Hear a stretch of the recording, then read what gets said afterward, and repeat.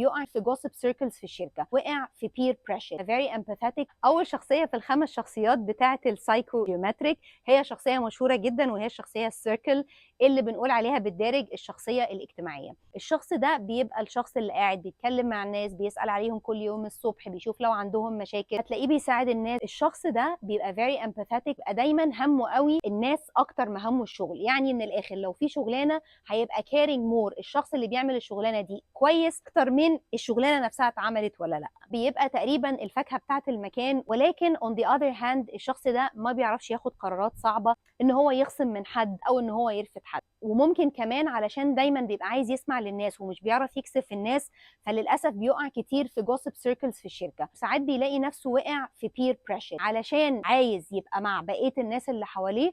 ممكن يلاقي نفسه ان هو عشان يرضيهم بيعمل حاجات هو مش عايزها. لما تلاقي شخص زي ده في الشغل انفست فيه جدا علشان